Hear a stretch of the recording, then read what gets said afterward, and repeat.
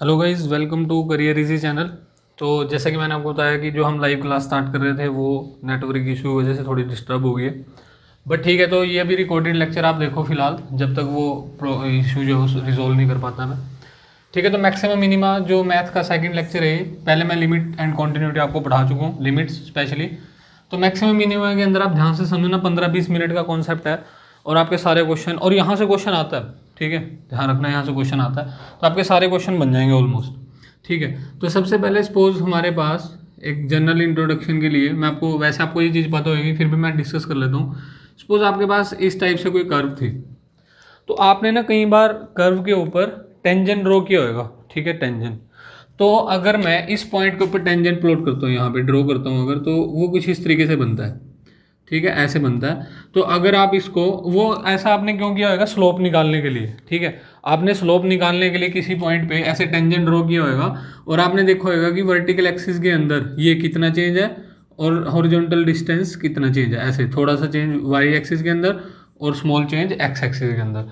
तो आपने यहाँ से लिखा था, सपोज अगर ये वाई एक्सिस है और ये अगर एक्स एक्सिस है, तो ये जो चेंज आएगा इसको मैं बोलूँगा डी वाई, वैसे डेल्टा वाई बोलते हैं। ठीक है, वैसे डेल्टा वाई बोलेंगे, या फिर डी वाई, स्मॉल अगर चेंज है तो डी वाई। ऐसे ही अगर आपके पास ये जो चेंज है, वैसे मैं इसको डेल्टा एक्स लिखूंगा, लेकिन या फिर मैं इसको डी एक्स लिख दूंगा। तो आप क्या करते हो, यहाँ पे जो स्लोप लिखते हो ना, वो वर्टिकल डिस्टेंस में जो चेंज आता है वो, और जो हॉरिजॉन्टल डिस्टेंस में जो चेंज आता है उसको लिखते हो। तो आपने नोटिस किया होगा कि आपने स्लोप की वैल्यू जो लिखी थी, स्लोप वो लिखी थी D Y upon D X. Done है यार ये चीज़, vertical distance divide by horizontal distance. अब एक चीज़ जो मैं आपको बताने जा रहा हूँ कि अगर मैं इसको पीछे बैक साइड में प्लॉट करता हूँ यहाँ तक एक्स एक्सिस के साथ, तो सपोज ये एंगल थीटा है, सपोज ये एंगल थीटा है, तो यार ये एंगल भी तो थीटा आएगा ना अंदर की तरफ, ये एंगल भी थीटा आएगा। तो आप बता सकते हो यहाँ से टेन थीटा कितना बनेगा। तो यहाँ से टेन थीटा बनेगा वही vertical distance divide by horizontal distance, same. तो इसका मतलब ये हुआ कि स्लोप जो आपके पास वही टेन थीटा है, और अगर स्लोप टेन थीटा और वही D Y upon D X है, इसका मतलब ये हुआ जब भी आपको कोई फंक्शन वो लिख के देगा, ठीक है, जब भी वो फंक्शन लिख के देगा और आपको बोलता है कि इसकी स्लोप निकालो, तो यार उसको आपने क्या करना है, डिफरेंशिएट कर देना है, सिंपल। ठीक है, अब मैंने ये टेन थीटा वाला कॉन्सेप्ट आपको क्यों बताया, सपोज आपके पास कोई टेंजेंट ना ऐसे बन गया, ये मान लो ऐसे जा रहा था और इस पॉइंट के ऊपर आपको स्लोप निकाल, तो आप क्या करोगे, ऐसे ऐसे लाइन लगाओगे। यार अगर आप ऐसे टेंजेंट ड्रॉ करोगे तो आप देख रहे हो ये जो टेंजेंट है ना, ये एग्जैक्टली एक्स एक्सिस के पैरेलल है, तो इसका मतलब ये इसके साथ कितना एंगल बनाएगा, 0 डिग्री। एक्सिस के साथ ये 0 डिग्री एंगल बनाएगा, और अगर मैं tan 0 पुट करूंगा तो वो स्लोप आएगी 0। इसका मतलब मैं सिर्फ इतना पॉइंट आपको बताना चाह रहा था कि जिन पॉइंट की डिफरेंशिएशन, जहाँ जहाँ पे डिफरेंशिएशन 0 बनेगी ना, वहाँ पे स्लोप 0 आएगी, समझ रहे हो। और वो इस तरीके के पॉइंट होंगे कुछ ऐसे, या फिर ऐसे भी हो सकता था, देखो ऐसे भी हो सकता था कि नीचे की तरफ जाके इस तरीके से जा रहा होता ये वाला पॉइंट। तो अगर आप यहाँ पे टेंजेंट ड्रॉ करोगे तो आप देखोगे वो एग्जैक्टली एक्स एक्सिस के पैरेलल आएगा, और वहाँ पे स्लोप कितनी बनेगी, 0 बनेगी। क्लियर है यार ये चीज़। तो मुझे एक चीज़ समझ में आ गई, ठीक है। तो इस टाइप का कभी ऊपर या इस टाइप से कभी ऐसे बनेगा, तो वहाँ पे स्लोप हमारे पास क्या रहेगी, 0 रहेगी। ये एक चीज़ क्लियर हुई। उसके बाद मैंने आपको बताया था कि सपोज मेरे पास 4 टाइप के फंक्शन है, ठीक है। ये वैसे मैं आपको लाइव क्लास में बता चुका हूँ, बट वो डिस्कनेक्ट हो गया था, इस वजह से थोड़ी प्रॉब्लम है। तो अगर मेरे पास सपोज 4 टाइप के फंक्शन है, 4 टाइप के फंक्शन है। फंक्शन 1, ठीक है, यहाँ पे मैं लिख लेता हूँ फंक्शन 2 इस टाइप से। यहाँ पे मैं प्लॉट कर लेता हूँ फंक्शन 3, फंक्शन 3 हो गया। और यहाँ पे हम प्लॉट कर लेते हैं फंक्शन 4 इस टाइप से, ठीक है। ये मैं क्या बताना चाह रहा हूँ आपको, ये 4 टाइप के फंक्शन मैंने प्लॉट कर लिए, इस टाइप का कुछ हो सकता है, ठीक है। अभी इस ग्राफ को आप ध्यान से देखो, इस ग्राफ को अगर आप ध्यान से देखोगे ना, इसके किसी भी पॉइंट के ऊपर जब आप टेंजेंट प्लॉट करोगे, किसी भी पॉइंट के, सपोज आपने यहाँ पे टेंजेंट ड्रॉ किया, तो देखो ऐसे टेंजेंट ड्रॉ करूंगा, तो उसका मैं एक्स एक्सिस से जब एंगल निकालूंगा वो आएगा थीटा, और आप देख रहे हो थीटा जो है 90 से कम आया। इसका मतलब इस फंक्शन के अंदर किसी भी पॉइंट के ऊपर जब आप टेंजेंट प्लॉट करोगे, टेंजेंट ड्रॉ करोगे तो जो एंगल आएगा वो 90 से कम आएगा। और इन केस अगर एंगल 90 से कम है, इन केस अगर एंगल 90 से कम है, तो आपको पता है स्लोप क्या आएगी, स्लोप। तो स्लोप क्या होती है हमारे पास, स्लोप होती है आपके पास tan थीटा, ठीक है, स्लोप होती है tan थीटा। तो यार अगर ये एंगल 90 से कम है तो इसका मतलब स्लोप हमेशा क्या रहेगी, पॉजिटिव रहेगी। अब अगर आप इस फंक्शन को ध्यान से देखो, इसको बोलते हैं इंक्रीजिंग फंक्शन। आप देख रहे हो ना, जैसे जैसे आप एक्स की वैल्यू बढ़ाते जा रहे हो, वाई बढ़ता जा रहा है, हर पॉइंट के ऊपर वाई की वैल्यू क्या हो रही है, बढ़ती जा रही है। एक ये फंक्शन है। अब इसको ध्यान से देखो, यहाँ पे भी तो सेम सीन है ना कि अगर आप x को बढ़ा रहे हो तो y बढ़ता जा रहा है, लेकिन ये देखो ये कुछ रेंज है, ये बीच की कुछ रेंज है जहाँ पे आपके पास इस रेंज के अंदर फंक्शन की वैल्यू इंक्रीज नहीं हो रही। तो और इस चीज़ को अगर मैं नोटिस करूँ, ये अगर आप इसको ध्यान से देखो तो आप यहाँ से क्या देख रहे हो, इसकी जो स्लोप है वो क्या आएगी, 0 आएगी। तो क्या मैं बोल सकता हूँ कि जो ये वाला फंक्शन है इसकी जो dy/dx है that will be always greater than 0, her point के ऊपर ग्रेटर देन 0 रहेगी। लेकिन यहाँ पे जब आप dy/dx निकालोगे तो वो 0 से बड़ा तो रहेगा, लेकिन कुछ रेंज के लिए इक्वल भी आ सकता है, कुछ रेंज के लिए वो इक्वल भी आ सकता है। तो इसका मतलब ये हुआ कि इस फंक्शन को, ठीक है, इस फंक्शन को और इस फंक्शन को हम नाम दे देते हैं, ये इसको जो नाम दिया जाएगा इसको बोला जाएगा स्ट्रिक्टली इंक्रीजिंग। ठीक है, ध्यान रखना, स्ट्रिक्टली इंक्रीजिंग। और इसको नाम दिया जाता है इंक्रीजिंग, इसको सिंपल इंक्रीजिंग ही बोल देते हैं बस। ठीक है, इसको नाम दिया जाएगा इंक्रीजिंग और इसको नाम दिया जाएगा स्ट्रिक्टली इंक्रीजिंग। अब ये तो बताने की जरूरत नहीं है, अंडरस्टूड है डायरेक्टली। देखो हर पॉइंट के ऊपर अगर आप कहीं पे भी सपोज यहाँ पे आपने टेंजेंट ड्रॉ किया तो कुछ इस तरीके से जाएगा, और उसका और एंगल ध्यान रखना है पॉजिटिव एक्स के साथ लेना है ऐसे। तो ये जब आप एंगल देखोगे 90 से ग्रेटर आएगा यार, अगर 90 से ग्रेटर आएगा तो 10 90 से ग्रेटर और 180 से कम तो क्या बना, सेकंड क्वाड्रेंट के अंदर 10 नेगेटिव ना। इसका मतलब ये हुआ कि हर पॉइंट के ऊपर आपके पास जो स्लोप आएगी वो क्या आएगी, वो नेगेटिव आएगी स्लोप। तो स्लोप नेगेटिव आने का मतलब है क्या, मैं और इसको अगर आप अच्छा इसमें और इसमें क्या डिफरेंस है, इसमें कुछ बीच की रेंज है जहाँ पे स्लोप 0 है, देखो है ना। तो क्या मैं बोल सकता हूँ इसके लिए कि dy/dx that will be always less than 0, और यहाँ पे मैं बोल सकता हूँ कि dy/dx 0 से कम तो है, नेगेटिव तो है, लेकिन इक्वल भी आ सकता है। इसको बोलते हैं स्ट्रिक्टली डिक्रीजिंग और इसको बोलते हैं डिक्रीजिंग, इसको बोलते हैं डिक्रीजिंग, इसको बोलेंगे स्ट्रिक्टली डिक्रीजिंग। ठीक है, तो पेपर के अंदर क्या करेगा, पेपर के अंदर क्या करेगा, आपको ना एक फंक्शन लिख के देगा और वो बोलेगा कि भाई बताओ किस रेंज के लिए फंक्शन स्ट्रिक्टली इंक्रीजिंग है, डिक्रीजिंग है, या खाली इंक्रीजिंग लिख देगा या खाली डिक्रीजिंग लिख देगा। तो आपको ये इक्वल का ध्यान रखना है, क्योंकि यहाँ से रेंज का फर्क पड़ेगा, क्योंकि आपको पता है अगर इक्वल है तो उससे वैल्यूज चेंज होती हैं, अगर इक्वल नहीं है ये इक्वल है, वैल्यूज का फर्क पड़ता है। ठीक है, तो अभी मैं क्या करता हूँ, क्वेश्चन बताता हूँ आपको, जो क्वेश्चन हमारे यहाँ पे जो पूछा गया है पहले क्वेश्चन। ठीक है, पहले क्वेश्चन लिख देता हूँ मैं, 1 मिनट। ठीक है, तो ये आप ऊपर देख रहे हो, मैंने फंक्शन लिख दिया f(x) का, ये फंक्शन लिख दिया है, और क्वेश्चन आपसे पूछा गया कि किस रेंज के लिए, चारों निकालेंगे। ठीक है, किस रेंज के लिए x की किस रेंज के लिए ये फंक्शन डिक्रीज करेगा, किस रेंज के लिए स्ट्रिक्टली डिक्रीज करेगा, किस रेंज के लिए इंक्रीज करेगा, और कहाँ पे ये स्ट्रिक्टली इंक्रीज करेगा। ठीक है, 4 चीज़ें हमने निकालनी है। तो यार आपको पता है जब भी इंक्रीजिंग डिक्रीजिंग के बारे में कोई भी कमेंट पूछे ना, तो एक चीज़ हमें श्योर है कि हमें डिफ्रेंशिएशन करनी पड़ेगी। तो इसको अगर मैं y मान लेता हूँ, ये सही नहीं चलेगा, इसको रख देते हैं। ठीक है, तो अगर मैं इसको y मान लेता हूँ तो आप देख रहे हो यहाँ से dy/dx कितना आएगा, तो dy/dx जो इसका डेरिवेटिव है वो कितना आ जाएगा, 3x²। ठीक है, -24x + 36। ठीक है, जब भी इंक्रीजिंग डिक्रीजिंग का सीन आए तो डिफ्रेंशिएशन करो। अब ये जो स्लोप आई है ना, ये स्लोप आई, क्वेश्चन सपोज ऐसे है, स्ट्रिक्टली ऐसे क्वेश्चन पूछा गया, स्ट्रिक्टली इंक्रीजिंग। ठीक है, मैं आपको स्ट्रिक्टली इंक्रीजिंग का बता देता हूँ पहले, स्ट्रिक्टली इंक्रीजिंग। तो यार आपको याद है स्ट्रिक्टली इंक्रीजिंग के लिए जो आपके पास स्लोप थी that should be greater than 0। जो आपके पास ये स्लोप है, ये आपके स्लोप dy/dx से 0 से बड़ा होना चाहिए। तो मैं क्या लिखूंगा यहाँ से, 3x² - 24x। ठीक है, चेक कर लो डिफरेंशिएशन सही किया है ना। ठीक है, +36 ग्रेटर देन 0। ठीक है, तो 3 कॉमन आ गया, तो यहाँ से क्या बना, x² - 8x + 12 नहीं, हाँ, ग्रेटर देन 0। ये फैक्टर बन जाएंगे, इसके क्या बन रहे हैं, x - 6 और x - 2 ग्रेटर देन 0। ठीक है, तो आपने क्या करना है, कैसे चेक करना है, आपने नंबर लाइन प्लॉट करनी है। देखो यहाँ पे लिखना है 2, यहाँ पे लिखना है 6। अब आप एक चीज़ देखो, अगर मैं 6 से, देखो एक मैं आपको ट्रिक बताऊंगा बाद में, पहले कन्वेंशनल मेथड सुन लो, जो कन्वेंशनल वे है। अगर आप 6 से कोई भी बड़ी वैल्यू पुट करते हो, सपोज आपने ये नंबर पुट किया 7। ठीक है, आपने नंबर पुट किया 7, तो 7 जब मैं यहाँ पुट करूँगा, चेक करो क्या ये सेटिस्फाई कर रहा है रेंज को। देखो 7 अगर मैं पुट करता हूँ तो 7 - 6 1। ठीक है, 1 × 7 - 2 5 ग्रेटर देन 0, तो ट्रू है कंडीशन।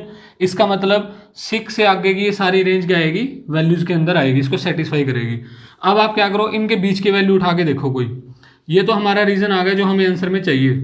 ठीक है, ये तो आंसर में आ गया। लेकिन एक चीज़ ध्यान रखना, ये 6 नहीं आएगा क्योंकि इक्वल नहीं है ना, तो इसके ऊपर लगा देंगे ऐसे सिंपल सा, जो 0 के लिए लगाते हैं ना कंट्रोल सिस्टम में, वैसा गोला लगा देंगे। ठीक है, अगर मैंने इसको डार्क कर दिया तो मतलब ये भी कंसीडर किया जाएगा, अगर डार्क नहीं किया, ठीक है, थोड़ा स्पेस बीच में है तो ये नहीं, अगर डार्क कर दिया तो कंसीडर करना है, डार्क नहीं किया तो कंसीडर नहीं करना। 2 के लिए देखो तो 2 भी कंसीडर नहीं करना। अब इनके बीच की कोई वैल्यू, सपोज आपने 2 और 6 के बीच की कोई वैल्यू बताओ, जैसे 4 ले ली, ठीक है, 4 पे चेक करो क्या ये ट्रू है, तो आप देखोगे जब आप 4 पुट करोगे ना, ये कितना आएगा, देखो 4 पुट करने से ये बना -2 इंटू, ये कितना बना 2 ग्रेटर देन 0, तो ये तो फॉल्स होगी क्योंकि -2 ये तो फॉल्स होगी ना कंडीशन। इसका मतलब ये हुआ कि जो बीच की रेंज है ना 2 to 6, ये सॉल्यूशन के अंदर नहीं आएगी। फिर आप जब ये बैक साइड वाली पुट करोगे, सपोज आपने 0 पुट कर दिया यहाँ पे, तो आप देखोगे 0 पुट करने से भी ये कंडीशन क्या करेगी, सेटिस्फाई करेगी। अब मैं आपको इसके डायरेक्ट ट्रिक बताता हूँ। जब भी आपके पास ऐसा कभी क्वेश्चन बनता है ना, ग्रेटर देन ऐसे इनइक्वालिटी आती है, तो पहले ना आप इन पॉइंट्स को प्लॉट कर लो। ये पॉइंट्स मैंने प्लॉट किए 2 और यहाँ पे प्लॉट कर ले 6, ठीक है, ऐसे प्लॉट कर लो। तो जो ग्रेटर वाला है ना, ग्रेटर वाले के आंसर आते हैं बाहर वाले, 2 और 6 के बाहर वाले। अगर यहीं पे लेस देन होता तो ये अंदर वाला आया था। डन, ठीक है। तो इसका मतलब मैं क्या लिखूंगा, -∞ से लेके 2 तक, ठीक है। यहाँ तो हमेशा ही आपको ये पता है, यही ब्रैकेट आते हैं, ओपन ब्रैकेट आती है, 2 के साथ भी ओपन आएगा, एंड और इसके साथ और भी है ना हमारे पास यूनियन 6 से लेके इन्फिनिटी, ठीक है। सपोज ये पूछता इंक्रीजिंग, तो यहाँ पे इक्वल का निशान भी आता, इक्वल का निशान आता तो ये बनता ऐसे, यहाँ पे क्लोज हो जाती है 6 के लिए ब्रैकेट, यूनियन तो था ही, -∞ पे तो यही ब्रैकेट आएगी, और ये आ जाता है ऐसे। अगर ये पूछता इंक्रीजिंग, ठीक है, ये आएगा आपके पास फॉर इंक्रीजिंग। ये था स्ट्रिक्टली इंक्रीजिंग, ये था इंक्रीजिंग। तो सेम यार डिक्रीजिंग के लिए, तो बताओ डिक्रीजिंग के लिए क्या आ जाएगी। तो अगर फंक्शन में पूछा होता है कि डिक्रीजिंग के लिए बताओ, तो आंसर आया था 2 से लेके 6 तक, 2 to 6 डिक्रीजिंग के लिए। लेकिन अगर पूछता स्ट्रिक्टली डिक्रीजिंग, अच्छा डिक्रीजिंग और स्ट्रिक्टली डिक्रीजिंग में क्या है, अगर पूछता डिक्रीजिंग, ठीक है, अगर वो पूछता डिक्रीजिंग तो मैं आंसर लिखता 2 से लेके 6 तक ऐसे, सॉरी डिक्रीजिंग के अंदर बराबर भी आ सकता है ना स्लोप 0 के, तो बराबर में ये पॉइंट इंक्लूड हो जाएंगे। अगर लिखता स्ट्रिक्टली डिक्रीजिंग तो ये पॉइंट आते 2 से 6, ये आएगा स्ट्रिक्टली डिक्रीजिंग। तो ठीक है, ये आपको क्लियर हो गएगा सीन। तो ऐसा कभी भी क्वेश्चन आएगा डिक्रीजिंग इंक्रीजिंग का, तो सबसे पहले आपका एम रहेगा, आपने निकाल लिए स्लोप, ठीक है। अभी आगे बढ़ते हैं, उससे पहले मैं कुछ प्लॉट कर लेता हूँ।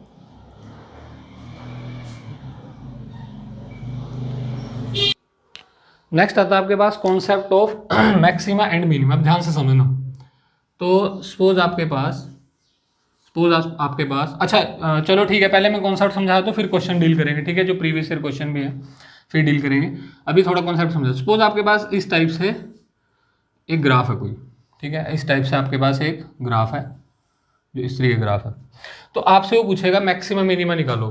तो आप एक चीज़ नोटिस करो, जो मैक्सिमा जो है वो इस तरीके से बिहेव कर रहे हैं, यहाँ पे आ रहे हैं, देखो ये मैक्सिमा, ये मिनिमा है, ये मैक्सिमा है। एक होता है वर्ड मैक्सिमा, एक होता है एब्सोल्यूट मैक्सिमा, ठीक है। एब्सोल्यूट मैक्सिमा मतलब पूरे सिस्टम के अंदर कौन मैक्सिमम है। एक होता है मिनिमा, जैसे मिनिमा है, एक होता है एब्सोल्यूट मिनिमा। एब्सोल्यूट मिनिमा मतलब बिल्कुल छोटा।